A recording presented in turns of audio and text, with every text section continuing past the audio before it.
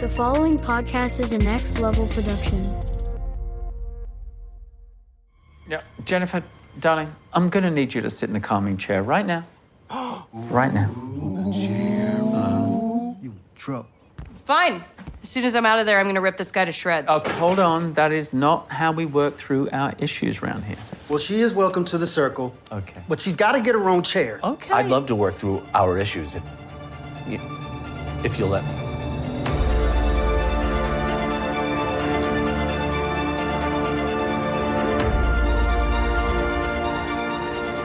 Hey, panelists, welcome back to the show. I'm Mark. And I'm Steve. And this is going to be a spoiler-full podcast about She-Hulk Attorney at Law, Season 1, Episodes 7 and 8. So we're trying to combine it to keep up. Last episode of Panels to Pixels we gave you 3 episodes of She-Hulk. So Now we're rounding it out so that way we get to our finale episode, the episode 9. Once that happens, then, we are, done. We're done with the She-Hulk. She-Hulk, yep. And maybe for Halloween, we'll actually put out the Werewolf by Night review that just dropped on Disney Plus, which I did enjoy. But there's some cool things that are in it that I would like to talk about. So that'll be set for Halloween. And then we might have a break time. I don't know. But we'll definitely be getting caught up with Umbrella Academy as well. We might double up on a couple of episodes when we do that. And right now, well, let's move right along and go right into She-Hulk Attorney at Law, Season 1, Episode 7, The Retreat. So this one was interesting. The synopsis is very, very brief. It's just simply Jen visits Blonsky's wellness retreat, meets new friends, and gets in touch with her inner She-Hulk. Yeah. Literally what a retreat normally is. Which is fine by me. To me, my first impression, honestly, it was entertaining. To me, it was more of like a filler episode, and it gave some light to Jen and her issues that were going on within this past season or the past few episodes, relationship-wise. I like the fact that we get a little bit more Emil Blonsky, and we get to see the softer side of Emil. We actually get to see him, and you could tell he has been rehabilitated. I really enjoyed that aspect. And then you see the kooky wackiness of the people that he's got there for his retreat. Mm-hmm. And then, Jen's outcome. So that was my overall feeling about it. Yeah, I mean, for me, it was okay. It wasn't, like I've said before about some of these, it wasn't necessarily my favorite, but it was okay. It had some funny moments in it, like her trying to stand in the inside the building, whichever room they were in, where she had to stoop her head under the ceiling. Was kind of funny, but we get to see what Josh's true motives are, and we'll talk about that, I'm sure. But it's just it was okay. Yeah, it was okay. I'm not saying I hated it. I'm just saying I wasn't. Yeah, it's like this could have been something written off really quick and a flashback. But I guess they were trying to write it out to work on the actual character of Jennifer Walters. Well, yeah, and they are setting up her rage a little bit that we're going to see in the next episode, because we haven't really seen that since the first episode. Yep.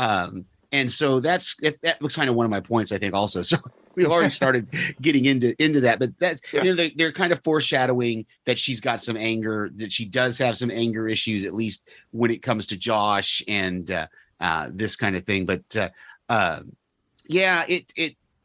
that's the only thing I could give the benefit of this episode, is that if we didn't really have this episode, then the end of the next episode would be harder to take. Yes. Because she was so adamant in the first episode about how she can control her anger, because she has to control her anger all the time, Yeah, as a woman. Yeah. So yeah, I'm starting to come up a little bit on this episode. I mean, I didn't hate it. Obviously it was good. But yeah. Let's move right into our highlights then, I guess. Sure. I loved the montage of dates at the beginning. I thought it was really With Josh, really yeah. cute. Yeah, with Josh. It felt like more than 3 dates to me. Later in the episode, she says it was only 3 dates and then they Yeah. slept together. But the montage made it seem like it was Like- more. Like 2 weeks worth. Yeah, it really seemed like they did a lot of stuff in those 3 dates, but I kind of forgot a little bit about until the second watch of what he did, because he ghosts her. And then we get to see in those last few minutes of the episode, we get to see what actually took place. And we see that he takes a picture, he clones her phone. He takes a picture of her laying in the bed, and then he texted someone, and the emojis made it seem like he had her blood. And so I don't know how, because it was like a syringe that was red, and then it had a vial that was green, and then it was like a thumbs up or a happy face. I can't remember what the last one was. So it to me, it seemed to indicate that maybe he got her blood like they've been trying to do. But she must be a really heavy sleeper in her Jinn form. Then if he was able to poke her with a needle and draw out blood enough for a vial full, or however much he took without her even waking up. That seems a little. Or he could have drugged her to get the blood, I hadn't because thought she about was that. sleeping. Yeah, he that could've- was my thought. Yeah, he might have, but she didn't indicate she felt like she had been. But I mean, maybe we'll get some more. We didn't get anything of Josh in episode 8, unless he's one of the 3 masked guys. That showed up at the end, but we won't know that until probably the finale. Yeah, the finale will definitely be. We didn't get a reveal of any of them. Like I said, I think it's also Todd in that group. So we know Josh is definitely part of that for the Hulk _King of what they're doing for Intelligentsia. Yeah, I didn't catch the whole thing about the cell phone. I thought that Hulk _King was like a F thing, not a like a. Oh, really? That's what I took of it in the second watch. I'm with you on the first watch. I kind of thought it was somebody saying they're the Hulk King. But then I was like, oh wait, they're showing them having sex, and then with the hashtag or whatever hulking. So I think it was more of a play off of the sex and the F word. Kind of thing. Interesting. I could be reading more into that than there is, but yeah, that's what it seemed like to me. With like you though, I really did enjoy that whole montage. I didn't catch. I thought the same thing. It's like it felt like they're going out for a few weeks, more than 3 dates. Yeah. But the obsessing though of over him because she's so smitten after she slept with him, and she talks about it with Nikki saying, "Hey, you going over that Intelligentsia stuff?" because she was so enamored with everything and texting, right. and she goes, "No," and it's like, oh, because then she was distracted from her work. But to me, it was a nice long setup. Honestly, with the montage, it just reminded me of a movie that's on Peacock with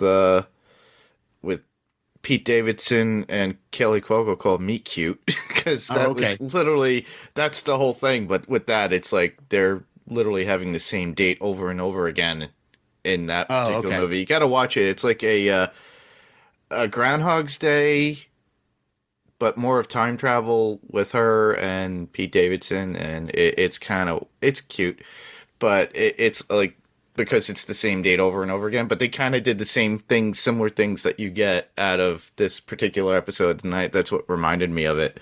But that I enjoyed that whole montage.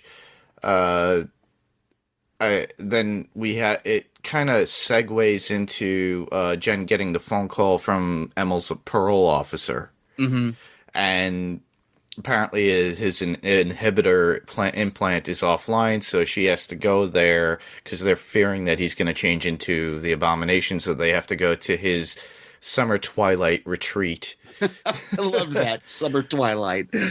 So I enjoyed that aspect of her showing up. the fact that the parole officer, he goes, yeah, I can't get enough guys to come out. He's basically afraid that if Emil's there, he's like, I need a Hulk. Because he's afraid that if he's turned into the Abomination, and she's like, yeah, and if he's broke parole, he probably should have his lawyer there. Yeah. Which I thought was pretty interesting too. So yeah, and it looked like Emil was very laid back, very understanding. It just the fact that he loved his chicken so much that he got himself electrocuted must have did something to the anklet. Right. Yeah, I thought that was great that it just ends up being a nothing, and the parole officer just bounces as soon as he's done, he's out of there. Like, he doesn't want to have anything to do with the guy. He fixes the ankle monitor, and he's like, okay, stay away from electric fences. Bam, and he's gone. Yeah, but as he's gone, then Jen has to encounter all these guys that Emil is dealing with, and they're just like, to me, it was more of like aggressive play fighting to get out their anger issues. What Emil was stating. They messed up her car. Yeah, they messed up. What was it? Man Bull or whatever? Man Bull, and I've got the names here somewhere. Aguila. Or El Aguilar. El Aguilar. Yeah. Poor, so we got Man Bull. Apparently, he was a lab experiment gone wrong. Yeah. And El Aguilar is like, he looks like a matador, but he's not. I'm a swashbuckler. He's a swashbuckler. He's got the sword, but they kill her Prius. And then she's got to wait, so she has to stay there a bit all day, so she gets to see. So she's still trying to find a self-service so she could get in touch. She's obsessing over Josh. Mm-hmm. And thinking that he'll message back, but then she falls into their little group huddle where they just it's a meeting, like kind of like an AA meeting or a therapy meeting. Yeah, that Emil is in charge of. I just love all the stuff that they have around inside, like on the walls, the posters. Yeah, there was a "Today is Today" poster up behind Jen that I thought was hilarious. It was like "Today is Today" Emil Blonsky, and I was like, "What is that?" Make your day today, achieve everything, make your goal a reality. All motivational things that you would see something like that from somebody who holds those therapy meetings, and you could tell, and he wrote a book too, if you noticed in the back. There was a book in the background. Apparently Emil, I got out of it was Emil is not dangerous anymore. I don't think he's a danger to anybody. He wants to help, he wants to do what's good. So I'm seeing in the future from Emil as like I stated before, we could get General Ross's little group that I was talking about. We could get him in there, the Thunderbolts, and that would be perfect. And I think he would be great for a new group like that. So I'm just loving that we get more of Emil Blonsky. I love it having that actor in the show. And Tim Roth is just great. He's amazing. He's such a great character actor. I love there's a moment in there when they're walking, when he sees that Jen's checking her phone all the time, and he kind of jokingly says to her, "Oh, I think I heard you get a text," and she like grabs her phone. He's like, "I'm just joking," Yeah. I was like, dang, dude. Like, he knows that what's going on with her. The best reveal though is the guy from the wrecking crew comes in. He comes out of the bathroom to the group, and she freaks out, and she goes, "Hold on," and then I love that fourth wall break. That's been again another redeeming moment for this episode. Was the best fourth wall break of the series so far. Yeah, and well, here's a little tidbit on this. That guy who's from the wrecking crew I met in Atlanta, and guess who he was in The Walking Dead? Who was he in The Walking Dead? Remember the prisoners in the prison that they meet up and Rick kills the guy with the machete in the head? Oh yeah. That's him. That's him, yeah. I had drinks with him at the Omni up at when I went for 1 year for Walker Stalker while I was waiting for Rima and Jason. And I was there alone. I think Kat and whoever else was like they were on their way, Wendy and the rest of them. So I was just waiting because they were still in the convention. So I started talking to him, and he actually told me because he was in Jumanji, the next level. or Welcome to the Jungle, or the second one that they did with The Rock. Yeah. He was in that one too, and he was telling me about that. That was before that came out. But he's a really pleasant dude to talk to, and he says, he told me, he goes, dude, I get work here all the time. He goes, I've been living here all these years, and I could just be an actor, and The Walking Dead just like opened up the doors for me. So I'm glad to see him that he's in Marvel, you know? Yeah.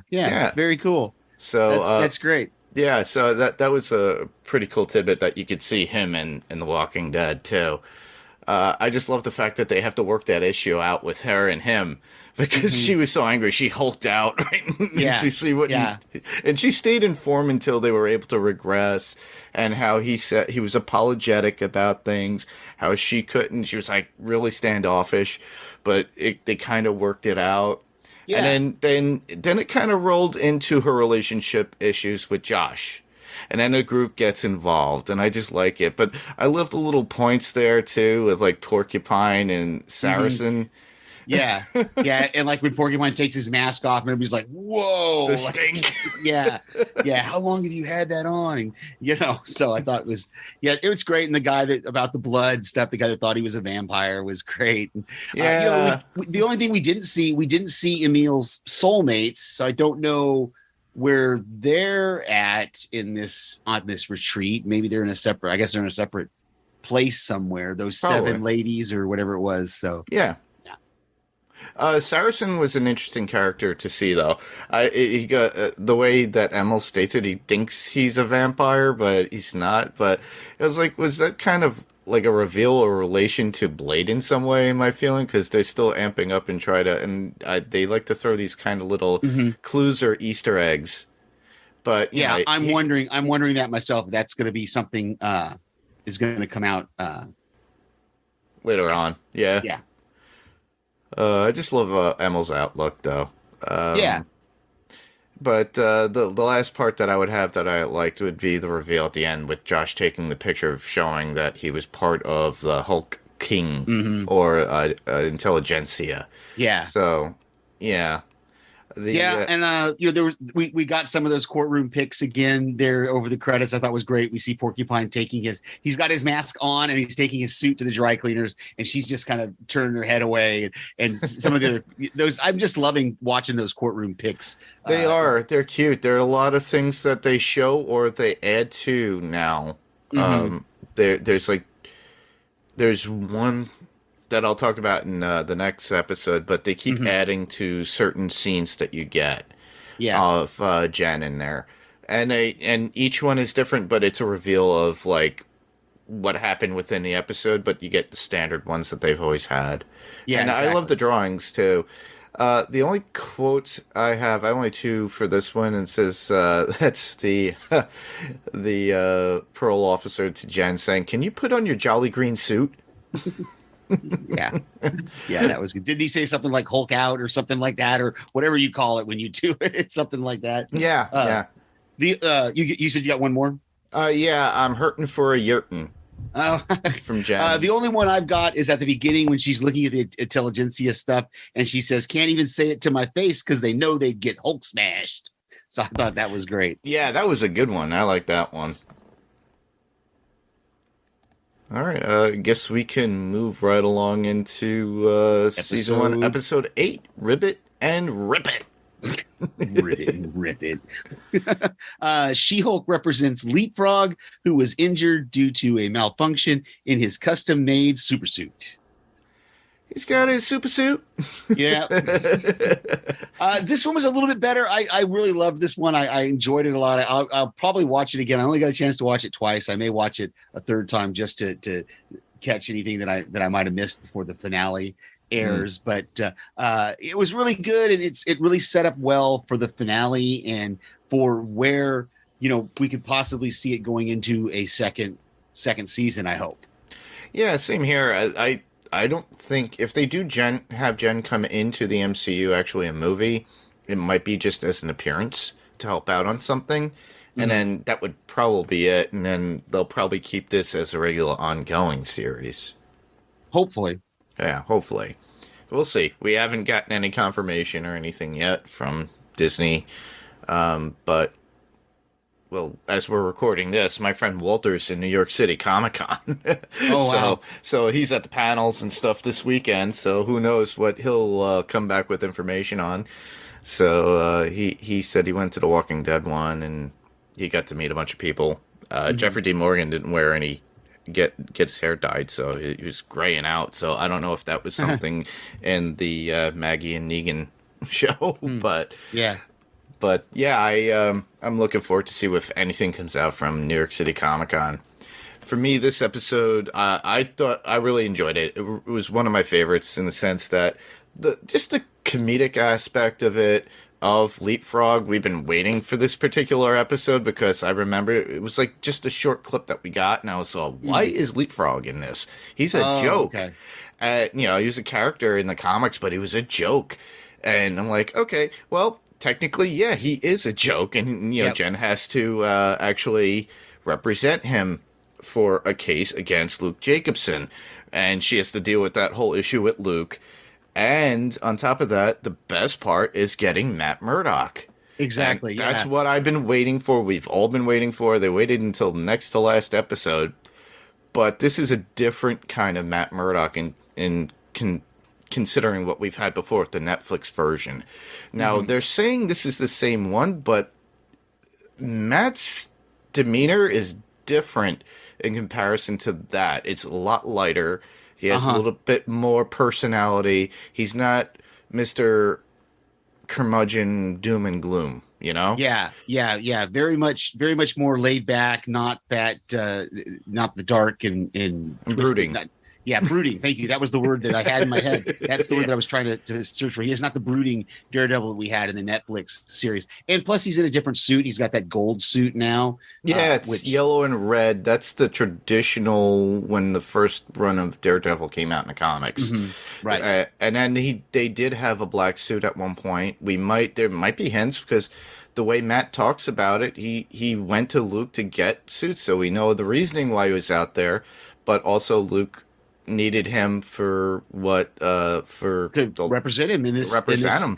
Yeah. Well, and I don't. And that's the thing. I think it sounded like the interpretation I took of it was that he came out to get the suits made, and that's when this case came up, and Luke says, "Hey, why don't you represent me?" And so suddenly Matt can now write off this, or he can now make it a work related trip. For taxes or whatever, or get paid too. Luke could actually pay him. Oh, exactly. I think that's what he meant by the us and them. Yes, kind of that's thing. what it was. This is a them case. I'm working for some guy who gets paid a bunch of money to make super suits. And then he said what he does in Hell's Kitchen is pro bono, and when they get overrun with bills and everything, he has to do this. So it's an us on the pro bono work, and it's a them for the work that he gets paid for. So it's really for him to make the money so he could help out those people in Hell's Kitchen. Right. My question, though, is now he's got a license to practice law in New York. Does that work out in California? So Penny would know. Depending on, I know My Cousin Vinny is probably not the best. Actually, My Cousin Vinny, from what I understand, is really good in actually the courtroom stuff that they did. But it was, you remember when he meets with the judge, he said it's just a formality for the judge to approve an out-of-state lawyer. Ah, okay. So he said it's just a formality, but you got to learn this procedure thing. So I think that was the case of it, is you just got to get the approval of the judge. Okay, yeah, you're licensed in another state, but that's fine. Oh, that's pretty cool. It's not like practicing medicine where you, where you've got to be, actually licensed or whatever in different states and stuff. Okay. Yeah, I love that. I love the Leapfrog thing of it. The rich kid turning out to be the bad guy was very kick-ass. Yeah. It reminded me of that. And it's one of those things that this episode, you mentioned it kind of at the beginning. We got a mixture. We got everything really that we've had in this one episode. We got everything from the story. We got the comedy, we got courtroom, we got action, superhero action. We got the cameo. So we got everything that we've been expecting except for a tag. But I really think, like we talked about last time, I think when they reordered these episodes, I think they just didn't realize that they had all the ones with tags all in a row. and Very true. setting us up to think that I think originally they probably had them kind of interspersed throughout the season, and then they reordered the episodes. But that's okay. It's all good. It's all good. Yeah. Yeah. And to talk about that, though, let's talk about that.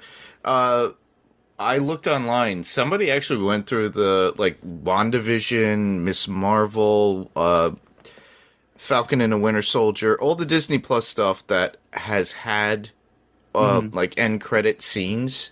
This has the most. Yeah. I mean, WandaVision didn't start until they got into the modern age kind of thing. So I think they only had two or three. It was only two. Only two. Okay. Yeah. And then I'm not sure. Did Falcon and the Winter Soldier only have one? Two. They had two also. Okay. Yeah. And Miss Marvel had 2 or 3. Okay. And then, they somebody went through the whole thing. It's online. You could check it out. I think it was under Screen Rant that they actually went through it and checked them all. Yeah. And like I said, I think it was just a mistake to run all 4 of them in a row. Yeah, because it made everybody expect it at that point. Right. But honestly, it's expected to either at the end of the show or the series for the last 2, for the fact that it's coming to an end, like an MCU movie where we stay after the credits.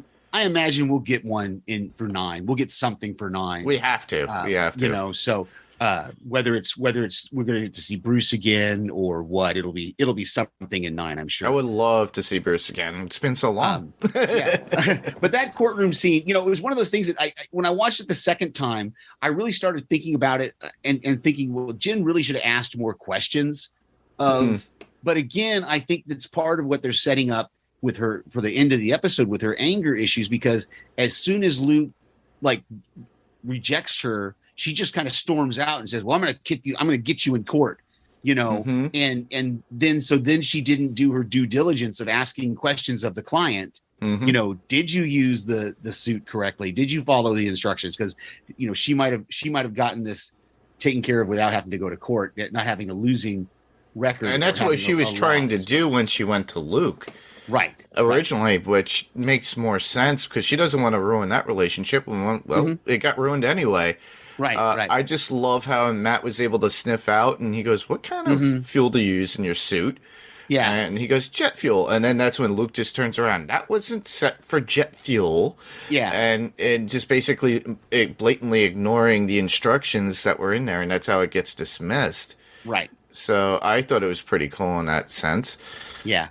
But what we get afterwards, the relationship with Jen and Matt, I really enjoyed that. The way it was going, and she kind of breaks the fourth wall. This had a lot of fourth wall breaks in it too, by the way. It did. I caught that she does it. She does do what you mentioned last week that I didn't catch in those episodes. She does do a camera spike a couple times, where she just turns her head and eyes and gives us the eyes and then turns back to the thing. And I'm like, okay, those are fourth wall breaks. We'll have to give those up. But I think it was 4 or 5 totally, including those. But there was a few. I love that whole relationship. They started out, calling her, she calls him an a-hole when he comes into the courtroom there. And then when they meet up at the bar, they're kind of having this playful banter. And again, like you said, you had that fourth wall break where she's like, okay, you're sensing this too, right? You're seeing this here, right? I'm not just, but then another great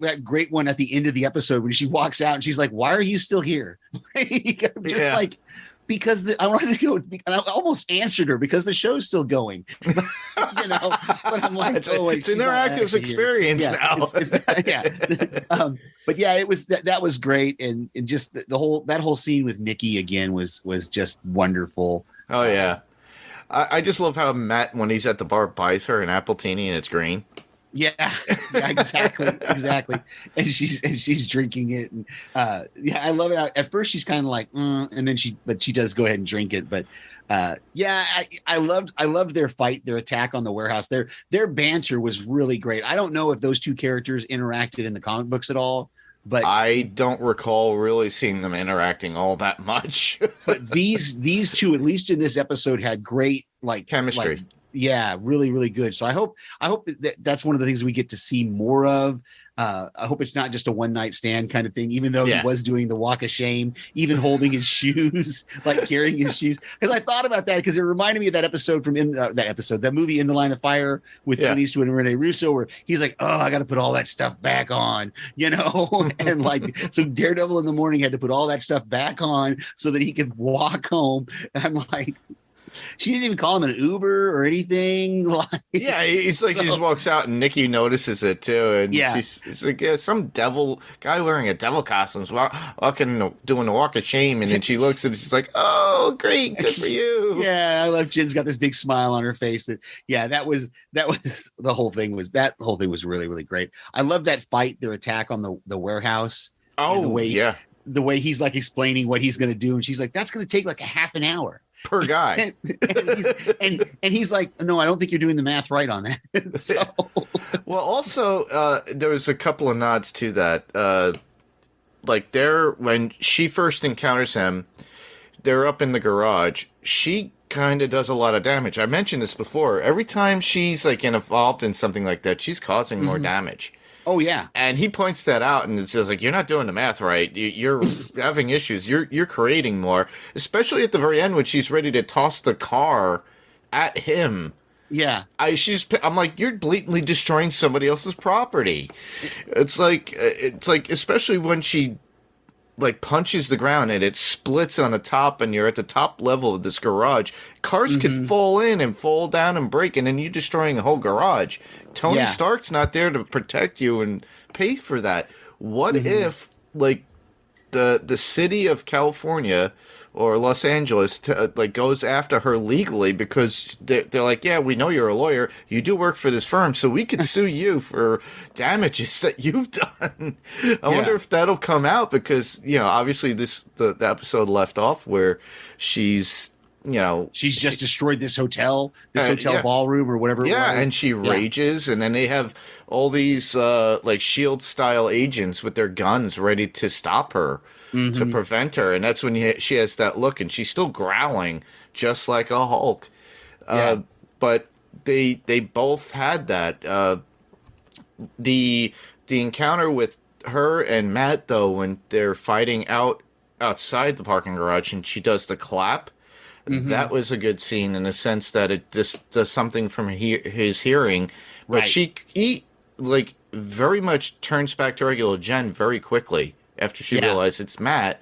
And then I just love the banter within it. The quotes in there are funny that I have. Nice, because I don't have any quotes from this one, so you'll be good on that whole section. Yeah, I just loved it for the fact that it's like, of course, after both sessions, but like you said, with the both scenes of the action, the one at the lily pad, come on, he goes, I'm just gonna meet you at the lily pad. It's my secret lair. Everybody knows it's like. Everybody knows where it is. It's kind of pointed out, and it's my secret lair that everybody knows about. Light. Yeah. Yeah, exactly. And then the guys in there, his henchmen, and I have the quote on that too, but it's like they have this, like, Matt and Jen have this thing about henchmen and goons. Yeah, that was great. That was the whole goons are this and henchmen are that. Yeah, I have the quote exactly. Okay. Yeah. But it's funny. But then did you notice though, in his lily pad or whatever it is, everything is branded for him. Like, he had a Frogger machine, but he had everything else. Everything was set up almost like a frog. But, even Luke, who is there, who he kidnapped, that was the funniest. It's like he even says, it's like, whoever told you you could get away with this color, you should go back and shoot them. Right. Yeah. I love their whole conversation on the roof there. And when he's walking, when she says, who's the superpowered one? And she's pointing at herself, and she goes, I'm pointing at myself. And he goes, yeah, I know. Remember, I have echolocation. And he like does air quotes for his echolocation. Because it's not really, because she like, he tells her it's echolocation, but really he does have superpowers. Yes, right? He does. Technically, in the comics, his all his senses are super enhanced from this radiated liquid that caused him to be blind. That was the same thing in the Netflix show, right? That there was some kind of a radiation thing. But he did get that training from Stick. He did get all that extra training as well. But he does have some super, but he doesn't reveal that to her. So I don't know what that's about, but it's not a big deal. Yeah, and there's a few stabs in this, like the goons in there. He calls them tadpoles. Mm-hmm. Eugene calls them tadpoles. Right. He's telling them, he tries to convince the crew that we should just call you guys the Leap Squad. Right. And then he's trying to tell Luke, as Luke is like got the sewing machine and everything, trying to work on something. He's trying to get ideas for the suit, and he goes, we should have it make it bulletproof shields. And have a British accent. A fancy AI. Yeah. I'm like, he's basically asking for an Iron Man suit. He's basically like, yeah. And Luke is like, I don't do that kind of stuff. Yeah, like poison darts, like tree frogs, and yeah. But the flirting and everything else between Matt and Jen, that was one thing that I really loved. Something I did not see coming, and the whole relation that they had, and then him promising her that they could go on a date out to dinner when he comes back. She thinks, and that's why she gives that, like you said, that look to the camera, and then the next thing we know, they're at the bedroom. Yeah. There was something. I want to go back to something real quick before I forget about it. It's in my notes, but I want to go back to it because it's early on in the episode, in the courtroom scene, that Matt Murdock makes a statement that I think is really important. Unless I missed something in the MCU, he says the Sokovia Accords have been repealed. Yes. And so, when did that happen? I was going to bring that up too. That is now canon. It is now canon. They probably did that purposely because now they have a reason to have all these characters coming out. Right. Have these secret identities and having these new superheroes and stuff, and why it might have to be related to mutants too. Yeah. And on top of that, how I love how when Matt and Jen are in the bar, he literally just gave himself up because he said Luke is there to make him a couple of suits. She didn't put that two and two together. Yeah, she didn't put it together that he was, because she thought he meant suits, like the suit he's wearing, because she makes some comment about what he's wearing, and he's like, "Oh, I am wearing pants, right?" So I don't think she picked up on the fact that this guy makes super suits, and this guy just told. But then she finds out that he's Daredevil anyway. Yeah. By the middle of the episode, so she knows that he's a hero. So she didn't really. But you're right. She should have put it together right there at the bar that he was some sort of hero or superhero at least. Yeah. But cool, that's one of those. Yeah. It's another example of something that they've done in this show that is for the broader universe. Mm-hmm. That is just making sure this show is being cemented as definitely in this universe and has brought like Moon Knight you could almost treat as like a standalone, that there wasn't really anything in there that really affected the rest of the Marvel universe. Falcon Falcon and the Winter Soldier, we do have the what was her name, the broker, at the end there being established. We have the Countess, her character being so that had effects on the wider universe. Hawkeye had the introduction of Kingpin, so that's to the bigger universe, and so these shows are really making a mark to make sure Kevin Feige is making sure we know that these shows are canon and they are part of the larger. It's more of the continuity for the MCU, people that we could see in the movies as well within the shows itself. Literally, it's giving job security for a lot of actors right now. I'm just glad they actually stated that. I think that was the first time within all the movies and the shows that they talk about the Sokovia Accords and being repealed. So to me, I think it's part of the new phases that we're going to get. So with 5 and 6, that they're going to, that way when they do introduce these new people, we could figure out Deadpool, the mutants, like for X-Men, if we get Wolverine.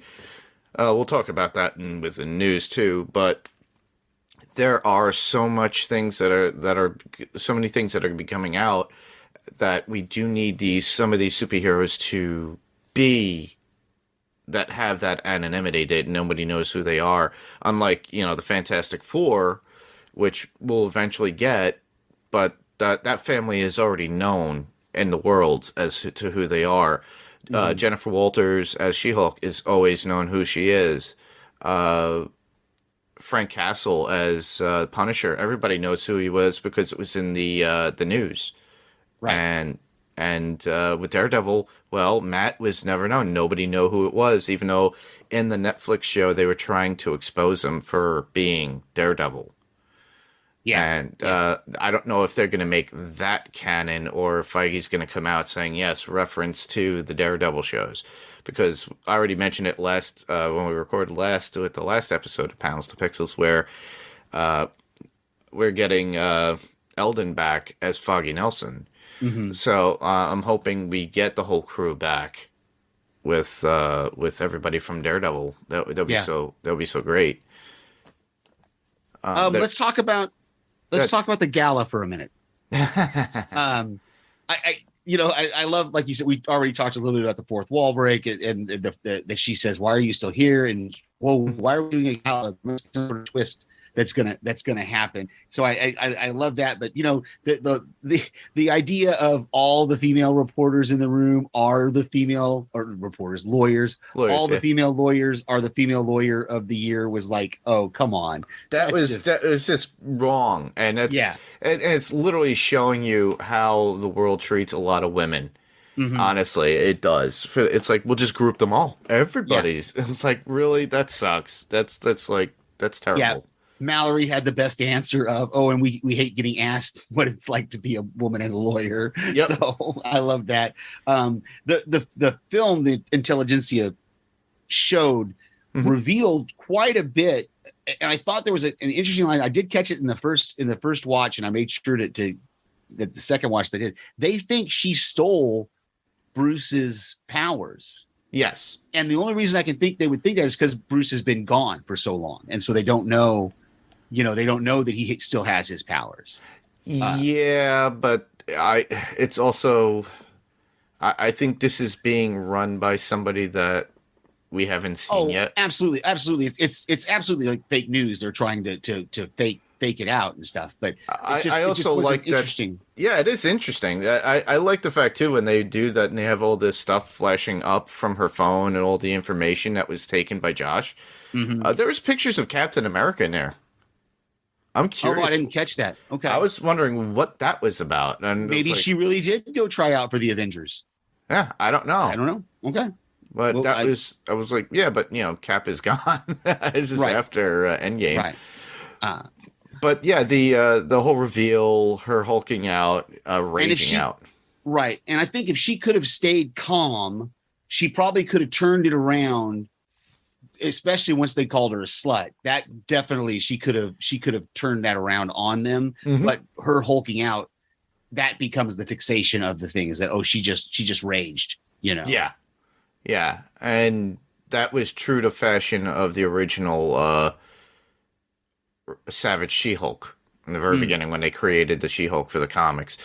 Now, before the gala, when Nikki was there to help her out, I don't know if you caught it, but she had the makeup stuff, like the wands in her fingers, and snicked out like Wolverine. So that was a cool reference to Wolverine right there. She did it literally. It was kind of blatant. It's like, let's get her made up. Okay. And then there was a mention by Jen as she was breaking the fourth wall going, well, I wonder, it's like this, wait, the next episode's the last episode, but this is the gala. You would think it would be the gala. But he goes, well, wonder what is going to happen next. Maybe, will they reveal like a Red Hulk?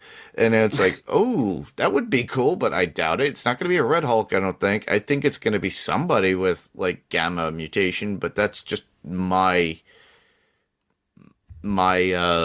hunch on, like, remember we already spoke about the Incredible Hulk, how they already brought Emil Blonsky as the Abomination, but they alluded at the very end of that one actor, I'm forgetting his name, but he got turned into the leader.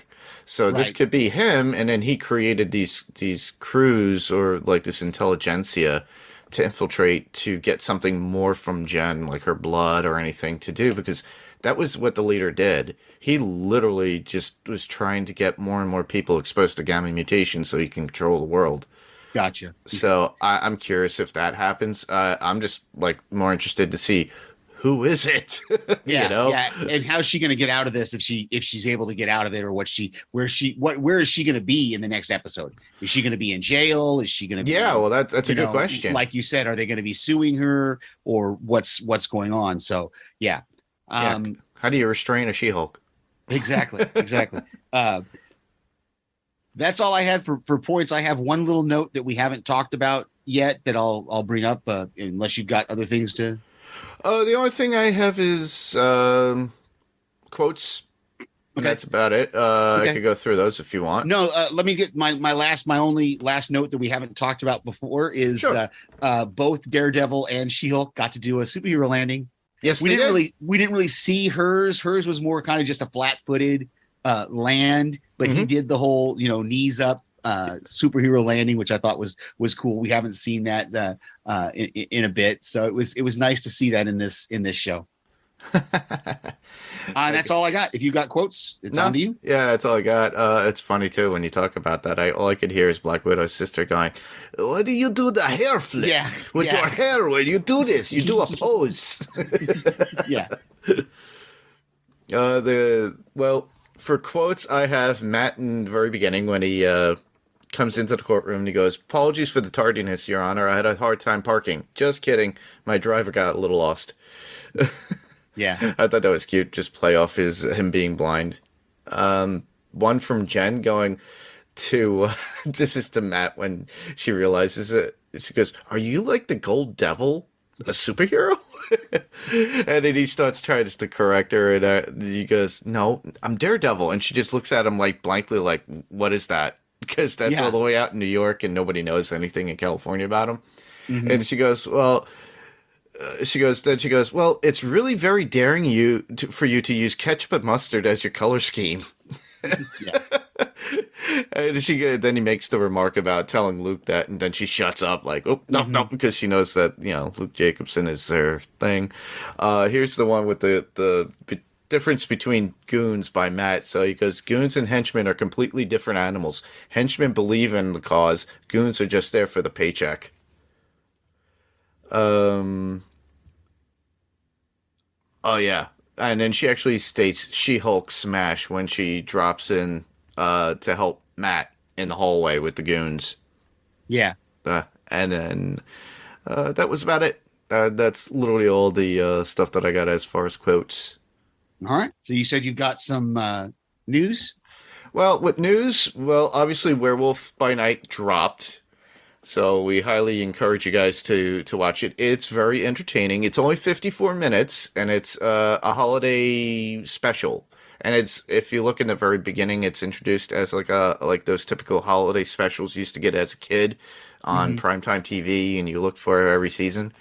It is black and white for the most part, in most of the movie or episode, I'd like to call it. Check that out. We got Ryan Reynolds dropping what's going to happen for Deadpool 3, and that we're getting Hugh Jackman back as Wolverine for that. Yeah, do you think that's real, or do you think this is because the movie's not coming out till September 2024? So I think it is real. Okay. I just really thought this is going to turn out to be nothing, that it's not real, but it could be, I guess. Well, I think Ryan Reynolds, I keep up with this because I look at the certain interviews and stuff. Mm-hmm. He had stated in an interview the reason why he tried to get Jackman in is because he goes, "I went and Disney/Marvel was concerned, like, all right, well, this is a rated R Marvel film. Yes, the first two did great, but they weren't Marvel, related. They were from what was it, Warner Brothers or Fox? It was Fox. Yeah, Fox. So basically, it was that company's way of doing it, and they could get away with rated R. So he was concerned about, he goes, "I want an Endgame level type of movie to bring in the audience." So he said, "I went to Hugh, and Hugh loved what they were doing with Marvel and always had an eye. So he he goes, I approached him and I asked him, and then we came up with a gimmick of doing this. And then there were you could see Hugh Jackman on his Twitter. He actually is working out, which is amazing. And I'm like, okay, so he's starting. It's a long haul to get to it, but they also have to get to the filming of it. Right now, it's just all pre-production. But Reynolds has been pushing this for a long time. Okay, I just because the first Deadpool movie established Hugh Jackman as an actor in there, that it almost established that the X-Men movies were part of that Deadpool universe. Mm-hmm. So I don't know. It'll be fun. It'll be fun to see if he's actually in it, if he's in it, and how they work him in and what they do with it. So it's going to be cool. It's going to be great no matter what it is. It's Ryan Reynolds and Hugh Jackman. It is. So. Yeah, it is. It definitely is. And I look forward to it. That's all I had really when it came to news. If, like I said, listeners will probably do the Werewolf by Night towards the end of October. Yeah, that's fair. And that's about it for news and information. Obviously, no feedback, but I think you have some podcast recommendations. I don't this week really. I've just been listening to Smartless. I guess I have been listening to more Smartless. I just listened to the Ethan Hawke. What I do with Smartless is I download all of them to my phone, but then I pick and choose which ones I actually listen to. And I just listened to the Ethan Hawke one, which was really fascinating to hear him and Jason Bateman, because they're all three of them, Will Arnett, Jason Bateman, Sean Hayes, and Ethan Hawke. They're all right around the same age. They're our age, 50, between 50 and 50 something. And so they talked about, how early on what Ethan did. He talked a little bit about Maya, which is his daughter with Uma Thurman, who's in Stranger Things. And so it's a really good, the Ethan Hawke one is really, really good. Cool. To hear him talk about acting and that kind of stuff. The only one I would like you to recommend would be the Truest Blood podcast came out again for its second season. So they're covering season 2 of True Blood. So you can check that out. Nice. Well, we can be heard on Spotify, Google Play, Apple Podcasts, or whatever podcast player you choose to use. If there's an opportunity to give us a review, we would love to get that, and we would give you a shout out here on the show. You can check out our website, panelstopixelspodcast.com. We're on Facebook at facebook.com/panelstopixels. We're on Twitter at panels2pixels, and that's panels and the number 2 pixels. We have an email address, which is panels2pixels1@gmail.com. That's panels2pixels. The TO is spelled out right there in the middle and with letters, the number 1@gmail.com. You can find us on YouTube if you search Panels to Pixels Podcast. Please subscribe, give us a thumbs up, and actually we did get some feedback. My friend nice. Jared, who is I think he's in North Carolina now. He's living there, but he's retired. But he threw it. It's not any Panels to Pixels related or anything. It's just between him and I and our love for Iron Maiden. Up the irons is what he says. Nice. We are on Instagram at Panels2Pixels Podcast. That's all spelled out in words. Panels2Pixels Podcast on Instagram. And we love for you to check out all the other podcasts on the Next Level Podcast Network. We highly recommend them all. Wilhelm. Look forward to both Steve and I going to be covering Community with Ben, with Wilhelm. So we're going to give our top 5s of the TV show Community now that it's been greenlit and it's a go for a Community movie, because they kept saying 6 seasons and a movie. So now it's coming true. Very cool. The Melting Pat, Podcast Zero, and so much more. Just go to nextlevelradioonline.com. Very cool. Coming up for us, you can hear more from the Umbrella Academy, and next week, the hopefully season, not series, finale of She-Hulk next week. And where else can listeners hear us? Well, I say it every week. I send voicemails to various other podcasts that our friends do, and they are gracious enough to play them on there. Particularly, I've been pretty faithful to Cast of the Ring, which is a Podcastica podcast, and of course Cobra Kai Cast, which just wrapped up last week with their coverage of Cobra Kai season season 5. Yep. Last week, and that's Cobra Kai cast and cast of the Ring. Yeah, I was enjoying Cobra Kai cast. I haven't been able to keep up with a lot of podcasts, but I had that on my phone listening to it while I was looking for cars. Haha. Nice. But where else can you listeners hear me? Well, obviously you could hear me here on Panels to Pixels podcast, but you'd also hear me on Adrenaline Cinema podcast, which could be found on the Pirate Core Entertainment Network, where we cover fantasy, action, thriller, suspense, all those movies that make your adrenaline going. The most recent episode that we have up was Omega Man. I'm currently in the works of going to record with our friend Kelly on the movie Speed.